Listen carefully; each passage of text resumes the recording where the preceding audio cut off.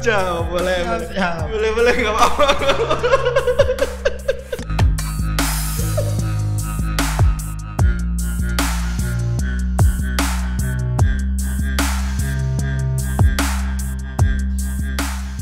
Kalau zaman dulu, ya bukan zaman dulu ya, baru kemarin sih, berapa tahun yang lalu ya, 6 tahun atau 7 tahun yang lalu itu Belum sampai lah.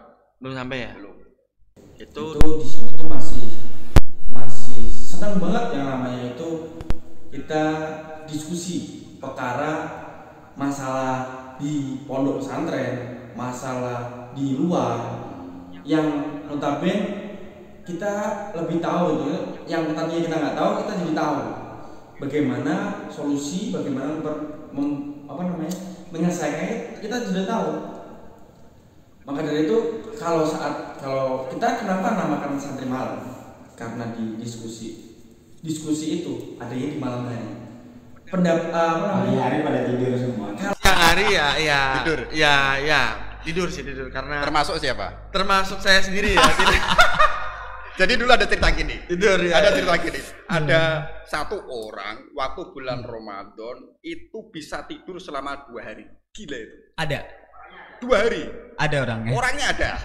Saya nggak mau menyebutkan namanya. Siapa itu Kang? Jadi ceritanya gini, dia capek waktu nyetir yai kalau nggak salah, tidur di kamar, iya kan? Tidur di kamar.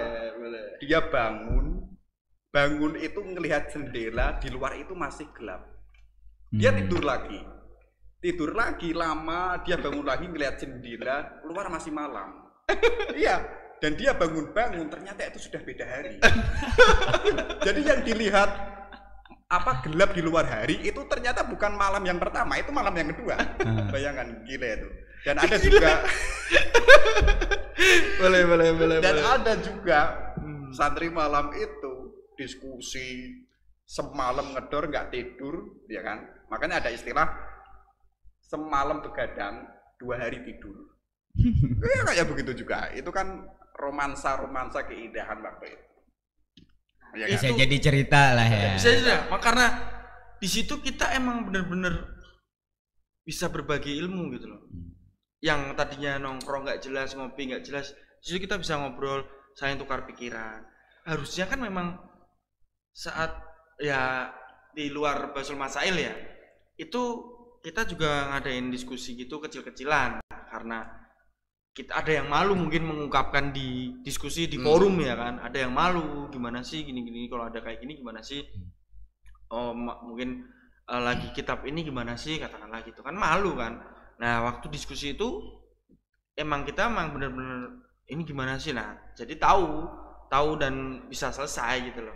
Di situ selain di santri malam diskusi masalah kayak gitu, kadang-kadang kita juga jamaah sholat malam gitu loh.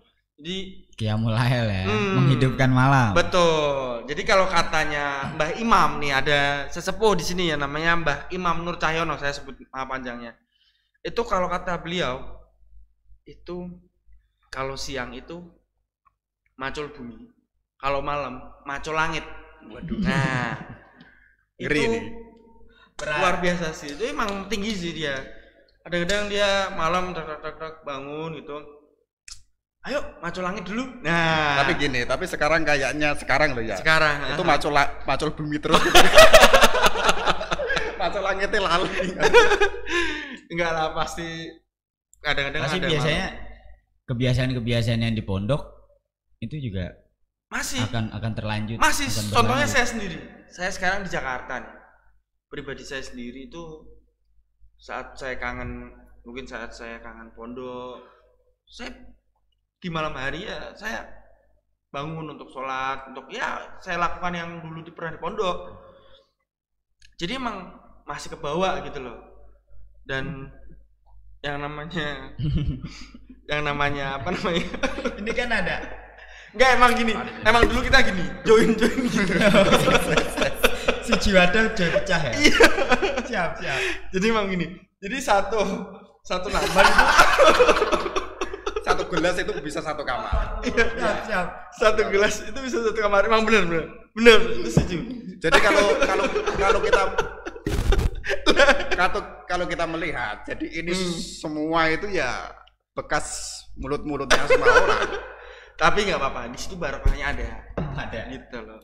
Ini menunjukkan bahwa santri itu harus menjadi satu kesatuan, kebersamaan, kan begitu. Betul. Nah, ini salah satu ajaran tradisi ngopi pesantren itu begitu. Betul. Tapi mohon maaf kalau nggak ada kalau satunya nggak ada gelasnya, ya mungkin join lah ya, maksudnya barengan.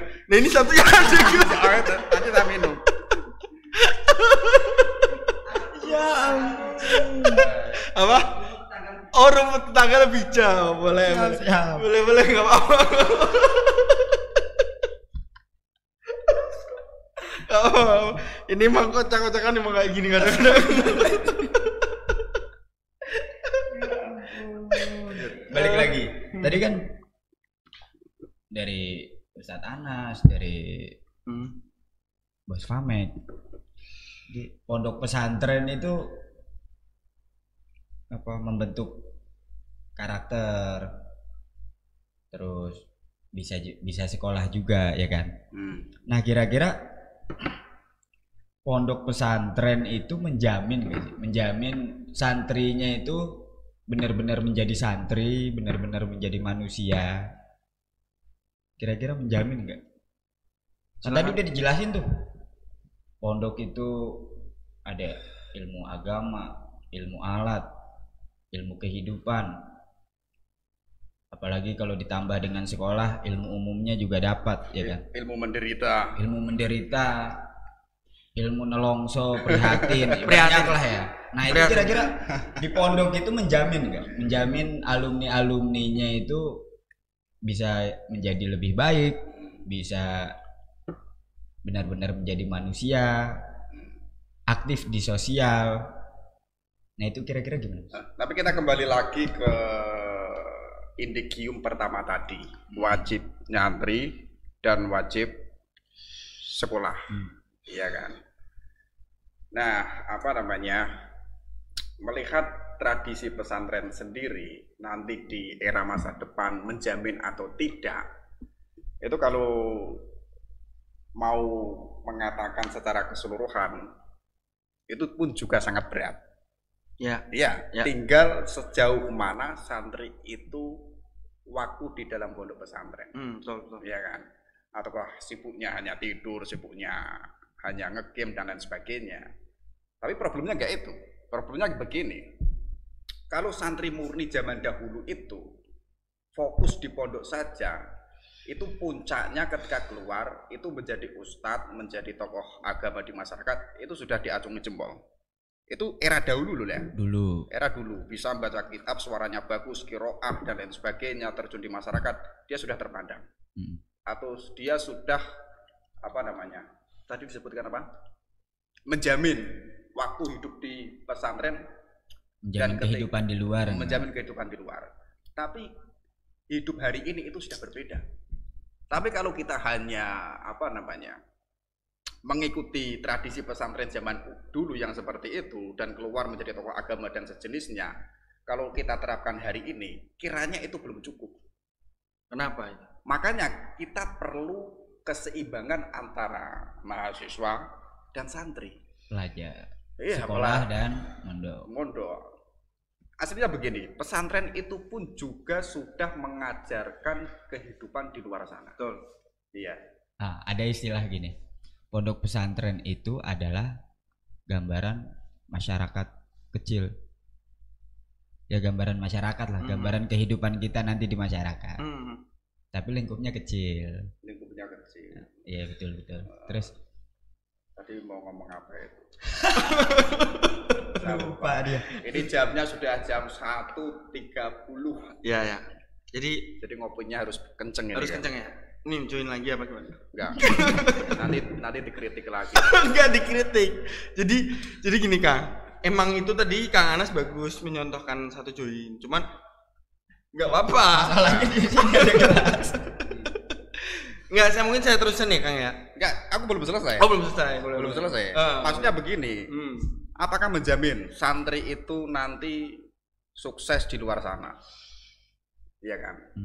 Sekarang ukurannya sukses di luar sana itu apa? Versi sukses menurut versi kita atau sukses versi masyarakat?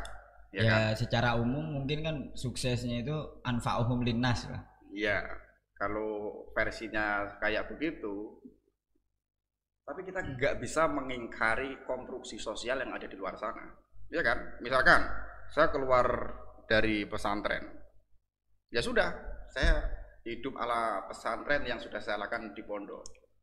Itu malah menjadi pandangan sebelah mata oleh masyarakat. Ya, kecuali saya sebagai lulusan ekonom menjadi pengusaha, ya kan, walaupun tidak meninggalkan ilmu pesantren dulunya, kan harusnya begitu. Itu yang menurut saya harus menjadi bekal, walaupun ketika di luar sana orang itu masa depannya itu berbeda-beda. Kang Fahmi misalkan dari ahli dalam teknik industri, tapi kan tidak mengingkari juga ilmu pesantrennya dulu nggak boleh ditinggalkan. Betul. Walaupun hidupnya itu tidak di ilmu pesantren, tapi ilmu pesantren itu menjadi bekal kehidupan menjadi seorang teknik industri. Betul. Kan begitu. Saya setuju. Ya kan. Kalau tadi menjamin atau tidak, itu fleksibel menurut saya. Dilihat dari mananya gitu lah. Dari Dilihat dari ranahnya apa dulu. Dari apanya dulu. Kalau Kang Fahmi sendiri gimana? Kalau menurut saya sendiri, mondok tadi itu emang bekal banget buat kita ke masyarakat gitu lah. Emang terjun di masyarakat gitu loh Kang Vina. Jadi kita saat di masyarakat ini kita lebih gimana ya, lebih tahu gitu loh, lebih tahu, bisa mengambil mana yang baik dan mana yang buruk. Jadi lebih tahu, oh ini nih kayak gini, oh ini nih kayak gini, karena kita juga bisa ngelihat karakter orang bahkan gitu loh. Karena di pondok itu banyak berbagai macam karakter dan kita sudah pernah mengalaminya gitu, sudah pernah menghadapi karakter yang seperti itu. Jadi Di pondok banyak ya. banyak, jadi banyak emang macam benar-benar- orang. banyak. Dan kita tuh juga tahu, oh orangnya kayak gini, oh ini orangnya kayak gini, gimana. Enggak enggak lupa juga katakanlah. Kalau seumpama ada yang membutuhkan pertolongan nih, katakanlah pertolongan tuh dalam artian kayak saya pribadi nih di kantor di Jakarta gitu kan, yang notabene di kaum sosialita gitu kan di Jakarta, menghadapi kehidupan di Jakarta itu banyak yang bukan minta ajar ya, minta contoh gimana sih dulu di pondok, gimana sih. Nah itu kita bisa ajarkan, walaupun kita nggak ngajarin detail ya, kita walaupun kita nularin ilmu dikit, itu kan udah jadi pahala buat kita itu, ya kan? Kita ngasih tahu dikit nih, oh di pondok tuh gini enak, asik dan lain sebagainya. Dulu saya diajarin kayak gini. Kalau dia nangkep, dia masukin ke dirinya dia ngamalin katakanlah, itu kan bisa jadi pahala juga buat kita. Betul. Nah, Sampaikanlah walau satu ayat. betul. Maka dari itu. Jadi itu bekal banget itu buat kita terjun ke masyarakat. Setuju gue. Wow, Kita yang tadinya bukan seorang leader, bukan seorang apa-apa. Mungkin di masyarakat kita besok jadi leader, kita besok jadi pengukuh agama, mungkin bisa kayak gitu. Maka dari itu emang di pondok itu emang ilmunya itu banyak sekali, apalagi tambah sekolah. Itu kita menyelaraskannya itu bisa itu, karena kita itu udah tahu kebaikan sebelum keburukan. Jadi ini yang nggak boleh gini, yang diharamin gini, itu tuh kita tahu dulu. Mungkin Kang Anas kan sekarang udah ngajar diniyah, yang dulunya kita diniyah bareng ya. Yes. Sekarang udah ngajar diniyah, luar biasa sekali Kang Anas. Gimana sih Kang Anas, maksudnya dalam artian perkembangan pondok itu luar biasa nggak Kang? Maksudnya yang dulu kita hanya berapa gelintir orang, maksudnya bukan berapa gelintir orang ya, hanya beberapa kelas yang benar-benar itu bisa sangat membangun sekali ya. Nah sekarang ini gimana? Jadi kalau melihat secara historis zaman itu, ya Kang Fahmi pun juga mengalami era waktu itu juga, di mana dulu itu belum ada mading belum ya, ada ngajinya itu hanya subuh yai, sama maghrib yai, dan isya Gusidon. Belum ada, asar belum ada. Baru tiba-tiba ada gebrakan yaitu yang namanya diniyah. Kalau nggak salah pertama waktu itu 2 kelas ya. 2 kelas. Termasuk yang ngajar itu Gusidon, Pak Burhan dan Pak Wigio. Zaman itu ya. Zaman itu. Dosen keperawatan. Dan kalau melihat hari ini dari perkembangan era zaman dahulu, sudah ada perubahan atau evaluasi dari tahun ke tahun. Luar biasa. Termasuk evaluasi kurikulum, ngaji kitab, evaluasi kelas, evaluasi tingkat pelajar, tingkat mahasiswa, itu semuanya sudah disterilkan.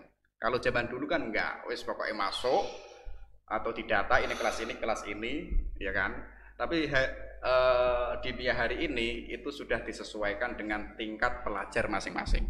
Contoh yang baru masuk ke sini level pelajar itu harus kelas 1, atau yang mahasiswa baru masuk ke sini harus wusto 1 dan lain. Itu walaupun awaliyah. Itu udah pernah mondok.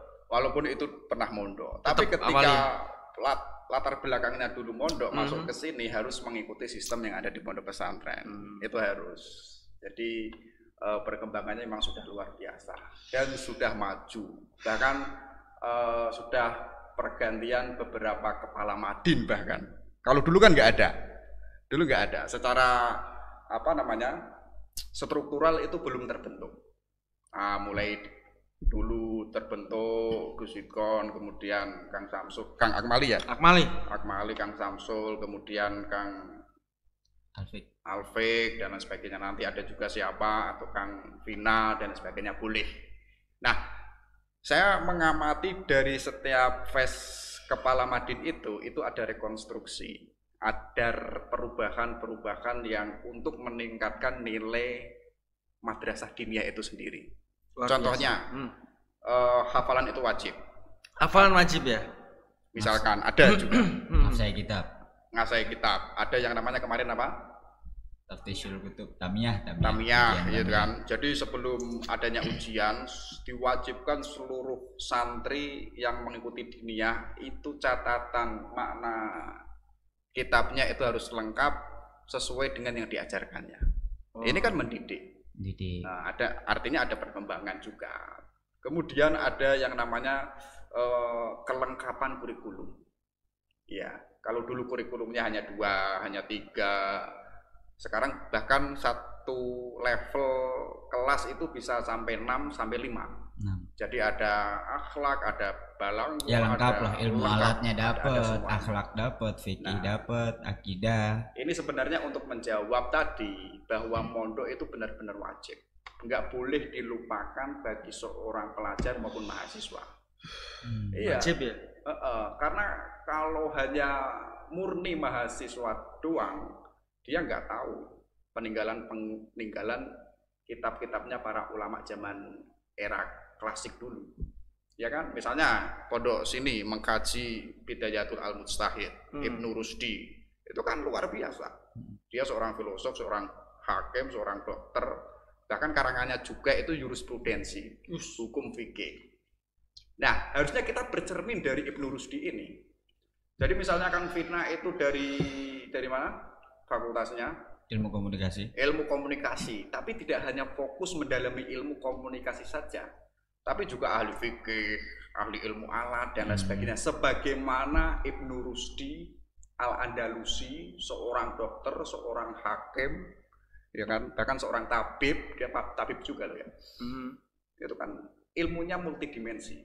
Nah, harusnya perjalanan intelektual rihlahnya para ulama dulu itu bisa mewujud di santri hari ini.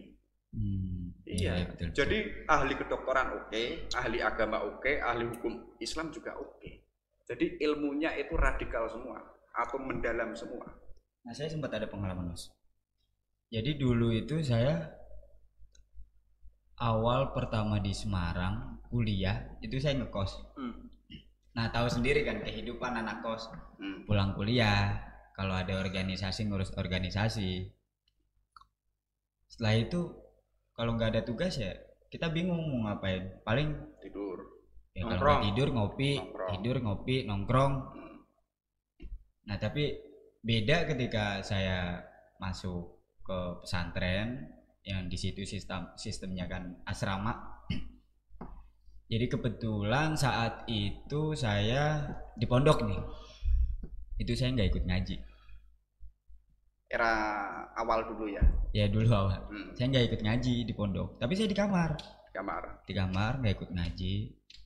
Nah tapi yang bikin saya bersyukur itu teman-teman saya yang ikut ngaji tadi itu mengulas kembali apa yang tadi diajarkan di kelas. Jadi setidaknya kan kehidupan di pesantren itu nggak ngajinya saya itu aja kan bisa dapat ilmu dari walaupun dari teman-teman, tapi nggak ngajinya jangan dicontoh. Itu waktu itu emang kebetulan ada kegiatan aja, jadi saya pulang ke pondok dari kampus itu telat. Itu gunanya santri malam. Itu santri malam juga kayak itu Kang Anas, betul ya Kang Anas? Betul. Nah kalau di kos kan bingung gitu. Tuh, itu yang saya rasain dulu sih. Ya kan? Sebelum saya mondok juga sama. Nah, seenggaknya kan begitu ya. Ya, mungkin kita cukupkan kali ya diskusi pada malam hari ini ya. Ya. Ini mungkin cikal bakal santri malam untuk beri apa? Tumbuh. Ya, untuk tumbuh di malam-malam berikutnya. Amin, amin, amin. Jadi jangan lupa hidupkan malam dengan diskusi dan qiyamul lail. Itu yang berat itu. Yang berat tuh. Ya mungkin itu saja. Terima kasih kepada Bos Famek Ya, yang sudah sama-sama. jauh-jauh dari Jakarta hanya untuk menjadi narasumber di podcast Perdana. perdana. Dan juga terima kasih kepada Ustadz Anas atas ujangan-ujangannya. Mungkin apa yang tadi kita diskusikan bisa menjadi jawaban bagi para orang tua, para remaja yang kebingungan memilih antara mondok dan sekolah, sekolah sambil mondok, mondok sambil sekolah, ya kan. Mungkin itu bisa jadi jawaban. Saya tutup ya. Oke, sebelumnya mungkin saya minta maaf dulu apabila tadi ada salah kata ataupun ada yang memang kurang berkenan di yang melihat. Jadi itu pendapat pribadi saya sendiri. Mungkin ada pendapat-pendapat lain juga boleh, monggo. Yang penting tidak merugikan orang lain. Nah, intinya saya tadi berpendapat hanya dari diri saya sendiri, bukan mengacu. Mungkin ada pendapat lain juga boleh. Silakan. Seperti itu. Nanti kalau ada yang nyalahin hater bisa klarifikasi di podcastnya Om Deddy. Ya, cukup sekian untuk podcast pada malam hari ini. Malam ya. Malam. Jam 2-an malam. Jangan lupa ditonton dan nantikan narasumber kita yang selanjutnya. Sekian. Allahul muwaffiq ila aqwamit thoriq. Wassalamualaikum warahmatullahi wabarakatuh. Waalaikumsalam. Waalaikumsalam warahmatullahi wabarakatuh.